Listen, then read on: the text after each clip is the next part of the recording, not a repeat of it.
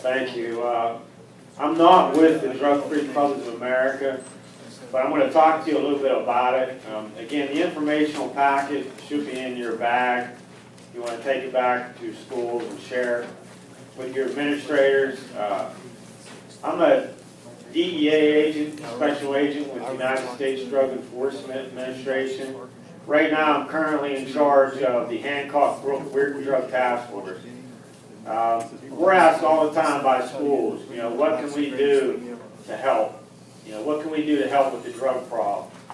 I can tell you, and I'm not preaching to you anything new, drugs in this valley are out of control. With heroin, pain pills, new synthetic drugs called bath salts that you could, up until 2 months ago, you could go to a novelty store and buy over the counter. But basically, it's synthetic methamphetamine. Kids were buying it. We were seizing it. We had people overdosing on it. It's a terrible drug that, again, they're manufacturing, targeting kids. I mean, that's all it is, bottom line. I've been doing this job for 15 years. I've been all over the country. And I can tell you that this area, in some respects, is worse than any other area I've been to. Craig is my partner. He's also a DEA. Today, just today, in Brooke County alone, we could have made 6 or 7 drug deals for pain pills. Okay? That's ridiculous. So, and some other things. I mean, there's certain areas, I know I live in Brooke County, that you could go and pick hallucinogenic mushrooms. So we'll see kids going down with backpacks, young kids, and picking hallucinogenic mushrooms and then selling it or using it. There's a program, I got introduced to this a couple weeks ago by Tom Burgoyne, sheriff, our former sheriff. And I know many of you know Tom. He's a good man. And he turned me on to this program. He asked me to give me an assessment of it, to look at it as a DEA agent and see what I thought about it. And I can tell you, I think it's a great program. Many of the programs that are out there now are either treatment or post arrest, after we arrest somebody. This is a good prevention club. It's a Drug-Free Clubs of America. You can take it back, see if you can get some of your student body to begin implementing it. I know that Wheeling Park, Wheeling Central, some of the schools in Wheeling are already doing it. What it is it's basically almost like like Students Against Drunk Driving, French Club, Ski Club. It's a drug-free club. The kids, in order to join this club, you have to agree to be drug sampled.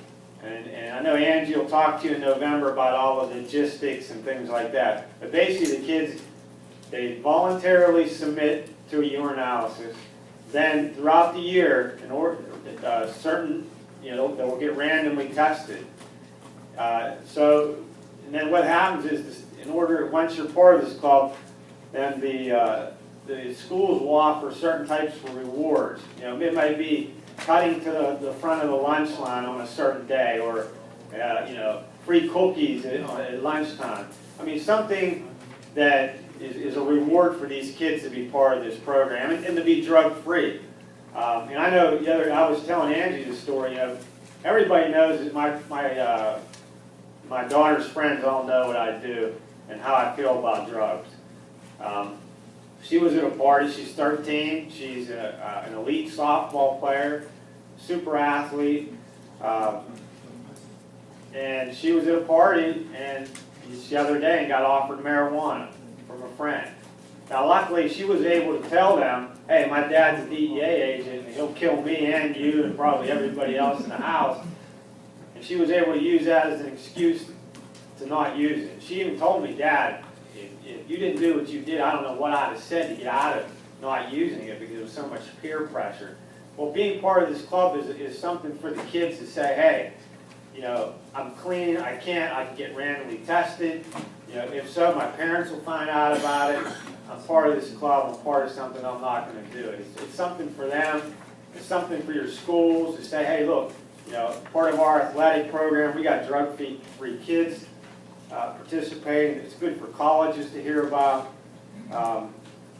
and it's a good, again, it's something that's good, it's helping.